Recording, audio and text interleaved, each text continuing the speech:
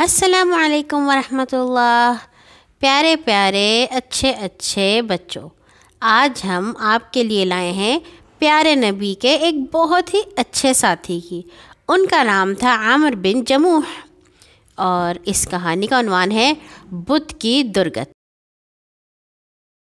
حضرت عامر بن جموح ہمارے رسول پاک صلی اللہ علیہ وسلم کے ایک بوڑھے ساتھی تھے۔ وہ مدینہ کے رہنے والے تھے اور اپنے قبیلے کے امیر اور سخی آدمی تھے۔ اسلام قبول کرنے سے پہلے انہوں نے لکڑی کا ایک بت بنا رکھا تھا جس سے ان کو بہت پیار تھا۔ وہ اس بت کو بہت بنا سنوار کر رکھتے تھے اور ہر روز صبح اور شام کو اس کی پوجا کیا کرتے تھے۔ کرنا خدا کا کیا ہوا کہ نبوت کے 12ویں اور 13ویں سال مدینہ میں بہت سے نیک لوگوں نے اسلام قبول کر لیا۔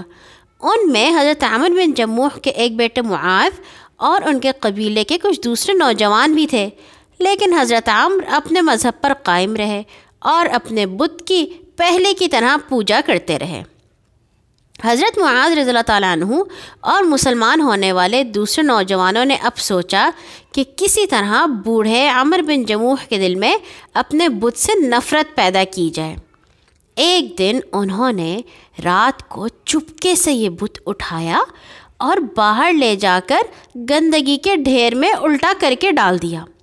عامر نے صبح اٹھ کر جب بت کو اپنی جگہ پر نہ پایا تو ان کو بہت غصہ آیا اور وہ چلا کر کہنے لگے، تم لوگوں کا ناس ہو، معلوم نہیں میرے پیارے بت کو کون لے گیا ہے۔ پھر اس کی تلاش میں نکلے۔ جب اسے گندگی کے ڈھیر پر اوندھا پڑا پایا تو ان کو بہت دکھ ہوا۔ اس کو اٹھا کر صاف کیا، نہلایا اور خوشبو لگا کر اپنی جگہ پر رکھ دیا اور کہنے لگے، خدا کی قسم اگر مجھے معلوم ہو جائے کہ تیرے ساتھ یہ سلوک کس نے کیا ہے، اس کو ایسی درگت بناؤں کہ دنیا دیکھے۔ حضرت معاذ رضی اللہ تعالیٰ عنہ اور ان کے ساتھیوں نے دوسرے دن بت کو پھر اٹھا کر گندگی کے ڈھیر پر پھینک دیا۔ بوڑھے عامر اسے پھر صبح کو وہاں سے اٹھا لائے اور صاف کر کے خوشبو لگا کر اپنی جگہ پر رکھ دیا۔ لیکن جب ہر روز یہی معاملہ ہونے لگا تو وہ تنگ آ گئے۔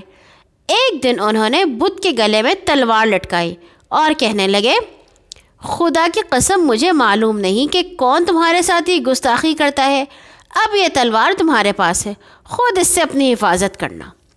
لڑکوں نے بت کی گردن میں تلوار لٹکی دیکھی تو وہ بہت ہنسے۔ انہوں نے تلوار تو اتار کر اپنے پاس رکھ لی اور بت کو ایک مرے ہوئے کتے کے ساتھ رسی میں باندھ کر ایک کنویں میں لٹکا دیا جس میں قبیلے کے لوگ گندگی پھینکا کرتے تھے۔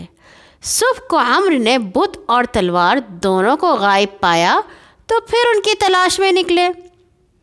جب بت کو مردہ کتے کے ساتھ گندگی کے کنویں میں لٹکا دیکھا تو ان کی آنکھیں کھل گئیں اور وہ سمجھ گئے کہ جو حفاظت نہیں کر سکتا وہ مجھے کیا فائدہ پہنچا سکتا ہے۔ وہاں سے گھر کی طرف چلے تو راستے میں ایک مسلمان مل گئے۔ عامر نے ان کو سارا قصہ سنایا تو وہ ہنس پڑے اور کہنے لگے، بھائی تم نے اپنے آپ کو خواہ مذاق کا نشانہ بنا رکھا ہے، بھلا یہ بت بھی کسی کو فائدہ یا نقصان پہنچا سکتے ہیں؟ میری مانو تو ان کو پوجنا چھوڑ دو اور ایک اللہ اور اس کے سچے رسول صلی اللہ علیہ وسلم پر ایمان لے آؤ۔ حضرت عامر کے دل میں پہلے ہی اپنے بت سے نفرت پیدا ہو چکی تھی۔ اس مسلمان کی باتیں سنی تو فوراً اسلام قبول کر لیا۔ ان کی بیوی اور ایک بیٹے پہلے ہی ایمان لا چکے تھے، اب دوسرے بیٹوں نے بھی اسلام قبول کر لیا اور ان کا سارا گھر اسلام کے نور سے جگمگانے لگا۔ چند ماہ بعد رسول پاک صلی اللہ علیہ وسلم مکہ سے ہجرت فرما کر مدینہ تشریف لائے تو حضرت عامر بن جموح اور ان کے گھر والے بہت خوش ہوئے۔